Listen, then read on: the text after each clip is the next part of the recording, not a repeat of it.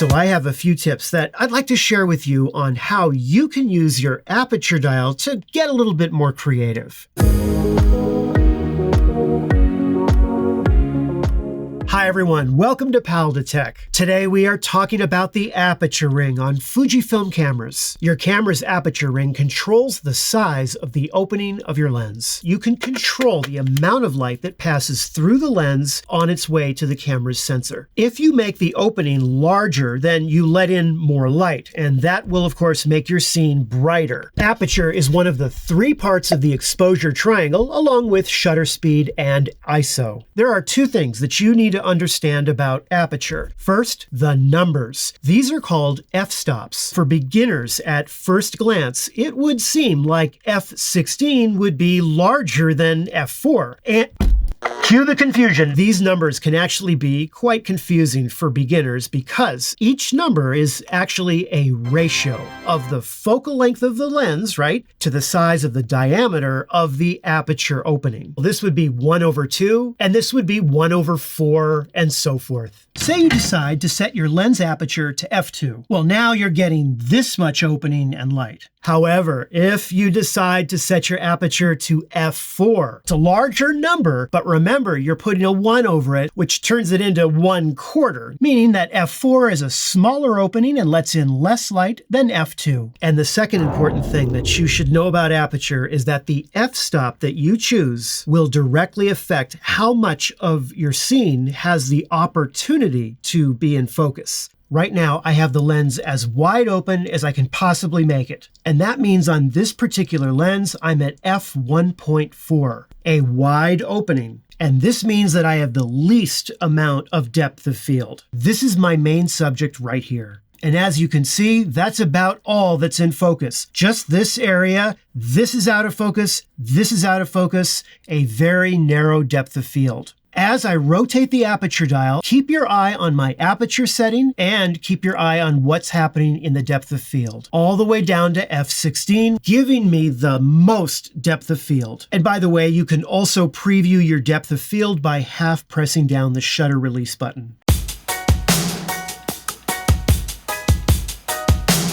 So tip number one is that you always want to be on the lookout for practical lights that are in the background that you can use your aperture dial to really bring them out. So have a look at this image right here. And as you can see, you have some blue lights going across the top of the frame in sort of a horizontal line. And the aperture was set to f8. However, by making a very simple change from f8 to f2.8, have a look at what it did to those practical blue lights in the background. We went from this to this. And you certainly do not need to go all the way over to the smallest opening possible. This one right here was taken at f4. So if you're looking for something to do this holiday season, pick up a set of those, holiday LED lights because they make great background bokeh if you have your aperture set to a larger opening. Also, something that you want to watch out for when you're sort of setting up these background lights, you don't want to have one just, like this kind of growing out of your subject's head. I would recommend having a little bit more space if you're going to have like just one. And what you want to do here is really get to know the lens that you're using. Each lens has a different look to it. And a really helpful tip for you is to discover which f-stop has the greatest impact going from one f-stop to the very next. For example, this is the 56mm Fuji lens, which ranges from f16 all the way down to f1.2. However, have a look at these three images taken with that lens. This one is f2, this is f1.4, and this is f1.2.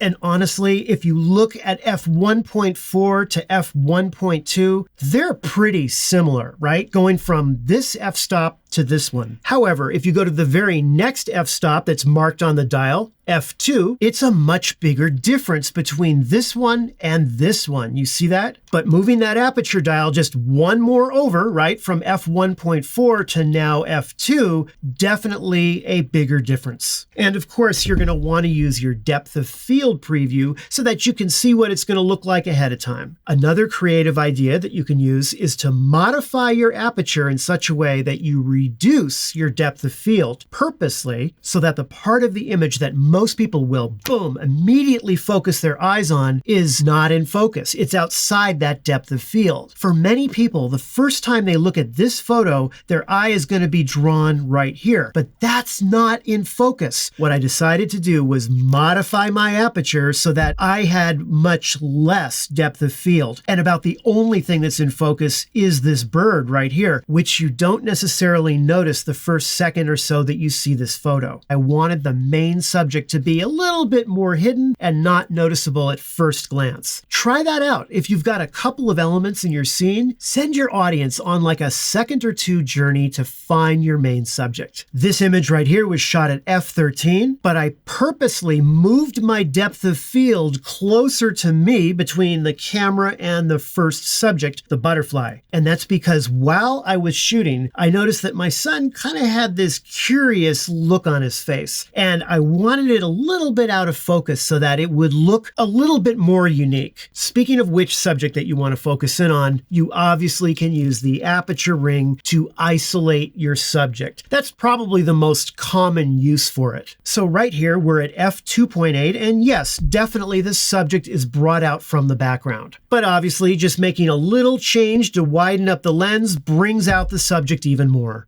Here they are side by side. Another tip is that you can get some really creative shots if you're using a really wide angle lens. This was taken with the Fujifilm 8mm, and we are at f3.5 here. If you are close to your subject, the background can sometimes look like you're racing forward and moving. It's an interesting effect. And sometimes you're not even using your aperture dial to be more creative. You're using it to fix problems. For example, this sign right here that looks like it's growing out of her shoulder. You see that? Dropping down to f5, it's better. And it's even better at f2. Probably even better would be if I had said, hey, can you take a step to your right or your left? That's a good tip. Here's another example of what you can do with background. Just making that simple aperture ring change to f1.2 completely changes the mood of the shot. Here's another aperture tip for you. And what you do is you stop down your lens to say, I don't know, f11 or f16. Get your lens aperture really small. And what you can do with this is get a really cool starburst effect. This image right here was shot with a wide open aperture of f2.4. However, this image right here was shot with f22. And part of the fun and the creativity with this is you never know exactly how it. You know what? Let's try it right now. What I was going to say is you never know how it's going to turn out until you actually do it. Okay, so I think for this shot, what I'll do is use the 90mm right here, and I will set my f-stop all the way down to f16. Okay, there's our subject right here. And also remember that I can half press down the shutter button to see this as well. In fact, that's what I'm going to do. Okay, I'm locked on to my subject right here. I've got the light in the background. I'm now going to press the shutter release button halfway, and here we go. Whoa! Look at that. And just to show you, I'm going to rotate now the aperture ring. Right now we're at f16. Here we go. f6, f5. See how we're losing that star effect? And it's gone. But put it back to f16, and there it is. I've been thinking too much. Okay, so here's something you can do if you happen to be out in nature shooting or at a park and you've got some trees or bushes in front of you. So this one was shot with the 56mm lens, and I had it at f2. What I do is I kind of have a few of the branches or the leaves or the bushes or whatever kind of in front. And if you get close enough with your lens, it'll start to sort of disappear and become transparent. You see that? I want you to experiment with this one because it's a lot of fun to put objects very close to the lens, right, in front, and have your subject a bit further away. Another tip for you is that if you've got multiple subjects in your scene and they're sort of all competing for attention, stop down that lens to a very narrow depth of field. In this case, I went with f1.4. Okay, final creative aperture tip, and then we got to talk about two very important things. If you have a wide angle lens and you happen to be in a darker area, say you're in the rainforest or somewhere in nature and it's just darker, and you still want to have everything in focus, don't be afraid to open open up your lens a little bit. It is great to just aim the camera straight up with a wide-angle lens and get shots like these. Okay, we now need to talk about two very important things with regard to aperture: the focal length of your lens and the distance that you are to your subject. Let's start with focal length of your lens, okay? This is a 90mm focal length lens right here, and it's going to have a very different effect on your depth of field than, say, a 16mm. Here's my scene setup right here. I've got my main subject here, another subject here, and obviously these lights right here. So what I did was I took two separate photos. The first one was taken with a 23mm lens. The other photo was taken with the 75mm lens. Two obviously very different focal lengths. And for each of these two lenses, I set my aperture to f2. All of the other settings on the camera were exactly the same. Here's my first one with the 23mm lens. Obviously, we've got our subject in focus and the background subject and the lights. They're out of focus, but not a whole lot out of focus. But check out this one right here with the 75mm. Here they are side by side. I mean, look at this background compared to this.